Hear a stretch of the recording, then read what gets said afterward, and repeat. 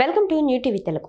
మంత్రి నారా లోకేష్ కి అంబటి రాంబాబు ఎక్స్ వేదికగా సవాల్ విసిరారు. శాసనసభలో తన తల్లిగారిని అవమానించినట్లు నిరూపిస్తే బేషరతుగా క్షమాపణ చెప్పి రాజకీయ నిష్క్రమణ చేస్తాను అని ఆయన పేర్కొన్నారు. నిన్న జరిగిన శాసనసభ సమావేశంలో మంత్రి నారా లోకేష్ తన తల్లిని అవమానించారు అని ఫైర్ అవగా దానికి సమాధానంగా అంబటి రాంబాబు ఎక్స్ లో శాసనసభలో మీ తల్లిగారిని అవమానించినట్లు నిరూపిస్తే బేషరతుగా క్షమాపణ చెప్పి రాజకీయ నిష్క్రమణ చేస్తాను అని ఎక్స్ వేదికగా తెలిపారు. నాకు తెలిసినందుకు మీరు ఎమ్మెల్యే కాదనుకుంటప్పుడు చంద్రబాబు నాయుడు గారు హౌస్కి వచ్చారు.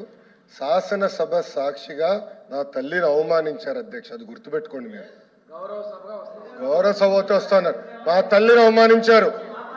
ఈ రోజు మీరు కావాలని పోస్టులు కూడా అట్టని పెడుతున్నారు.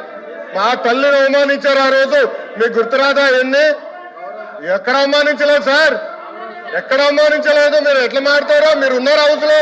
దానికి సమాధానంగా అంబటి రాంబాబు ఎక్స్ లో శాసనసభలో మీ తల్లిగారిని అవమానించినట్లు నిరూపిస్తే బేషరతుగా క్షమాపణ చెప్పి రాజకీయ నిష్క్రమణ చేస్తాను అని ఎక్స్ వేదికగా తెలిపారు.